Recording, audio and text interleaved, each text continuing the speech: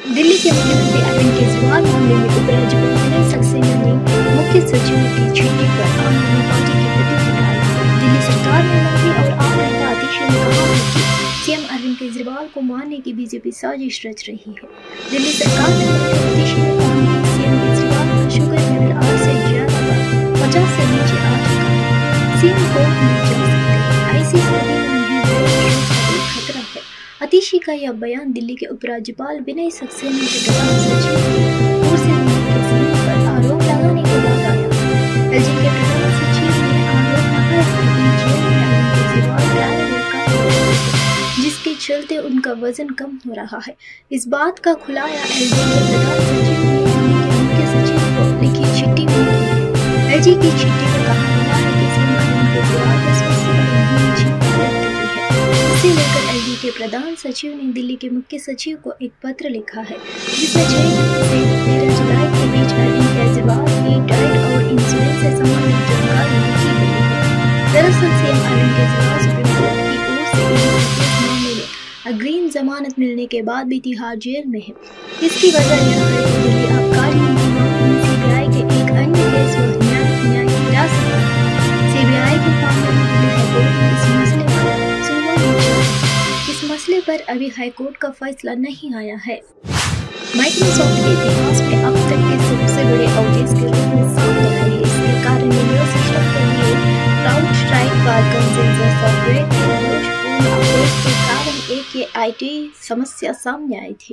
इसके कारण विंडोज ने अपने डिवाइस पर ब्लू स्क्रीन और डेथ एरर समस्या का अनुभव किया है। इस कारण वैश्विक स्तर पर बिजनेस प्रभावित हुआ, जिसमें एयरलाइंस, बैंक, रिटेल विक्रेता, हेल्थ केयर प्रोवाइडर और सरकारी कार्यालय शामिल है। इसके कारण एयरपोर्ट पर उड़ान रद्द होने और यूके नेशनल हेल्थ सर्विस के काम न करने जैसी समस्याएं सामने आई है। इस आउटेज के लेकर कई कंपनियों के मालिकों ने अपनी चिंता व्यक्त की है। ओला कैब्स के सीईओ भाविश अग्रवाल ने भी इस योगदान को लेकर कुछ टिप्पणी की है।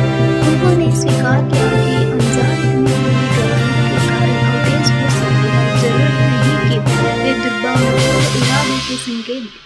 हालांकि अग्रवाल ने इस बात पर जोर दिया कि हैकर्स द्वारा जानबूझकर की गई कार्रवाइयों के कारण भी किसी तरह की रुकावटें हो सकती हैं। अग्रवाल ने भारत के अधिकांश डेटा के देश के बाहर संग्रहित करने से जुड़े जोखिम पर प्रकाश डाला है। उन्होंने कहा कि चूंकि हमारा 80% डेटा भारत के बाहर संग्रहित है, इसलिए हम कुछ नहीं कर पाएंगे।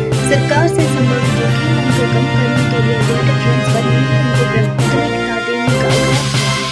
माइक्रोसॉफ्ट के सीईओ सचिन नडेला ने भी एक्स पर इस मुद्दे को संबोधित करते हुए यह सिर्फ आश्वासन दिया कि वे समस्या को हल करने और प्रभावित सिस्टम को रिस्टोर करने के लिए क्राउड स्ट्राइक के साथ मिलकर काम कर रहे हैं। क्राउड स्ट्राइक के फाइल कंसेंसर सॉफ्टवेयर में एक दोषपूर्ण अपडेट से आउटेज जनरेट हुआ, जिससे विंडोज मशीनों पर ब्लू स्क्रीन और डेथ एरर हुआ है। इसके कारण सिस्टम शटडाउन और रिस्टार्ट की समस्या हुई है, जिससे हवाई अड्डों, बैंकों और सरकारी कार्यालयों सहित वैश्विक स्तर पर व्यवसाय प्रभावित हुआ।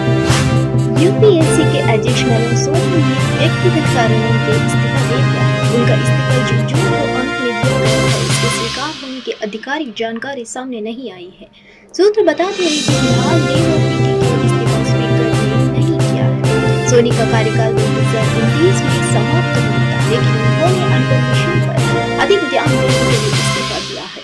यूपीएससी अध्यक्ष मनोज सोनी ने 2029 में समाप्त होने वाले अपने कार्यकाल से पहले ही इस्तीफा दे दिया है। उन्होंने 2017 में यूपीएससी के सदस्य के रूप में कार्यभार संभाला और 2023 में अध्यक्ष बने। सूत्रों के अनुसार सोनी अब गुजरात के अनुपम मिशन में अधिक समय देना चाहते हैं। मनोज सोनी के नरेंद्र मोदी के खास है। उन्होंने ही वर्ष 2005 में मनोज सोनी को गुजरात के वडोदरा में स्थित एमएस विश्वविद्यालय का कुलपति नियुक्त किया था। उस समय उनकी उम्र 40 साल थी, जिससे वह देश में सबसे कम उम्र में कुलपति बनने वाले व्यक्ति भी बने। इसके बाद सोनी को गुजरात के 2 विश्वविद्यालयों में कुलपति बनाया गया है। हरियाणा में प्रवर्तन निदेशालय ने बड़ी कार्रवाई की है। जांच एजेंसी ने शनिवार को कांग्रेस विधायक सुरेंद्र पंवार को गिरफ्तार कर लिया है। सूत्रों के अनुसार ईडी ने पंवार को अवैध खनन के मामले में यह कार्रवाई की है। ईडी की टीम ने अंबाला ऑफिस के लिए लेकर निकली। बता दें कि पिछले दिनों अवैध खनन से जुड़े एक मामले में ईडी की टीम ने विधायक सुरेंद्र पंवार यमुनानगर में पूर्व विधायक दिलबाग सिंह के यहाँ छापे थी। वहीं से ईडी को कई अहम सबूत मिले थे। इसके बाद अब सुरेंद्र पंवार को अरेस्ट किया गया है। पूजा खेतकर मध्य पुणे की धोखेबाज ट्रेनी IAS पूजा खेतकर और उसकी मां की मुश्किलें लगातार बढ़ती जा रही है। भूमि विवाद को लेकर एक स्थानीय किसान को धमकाने के आरोप में मनोरमा खेतकर को गिरफ्तार किया गया और 20 जुलाई तक पुलिस हिरासत में भेज दिया गया। इसी के साथ अब पुणे ग्रामीण पुलिस ने शुक्रवार को .25 वेबली एंड स्कॉट लाइसेंस से पिस्तौल बरामद कर लिया है, जिससे पूजा की मां ने किसान को धमकाने की कोशिश की। पूजा की मां धमकाने गाँव में विवाद को लेकर हुई बहस के दौरान एक वीडियो क्लिप में कुछ किसानों पर पिस्तौल लहराती हुई दिखी।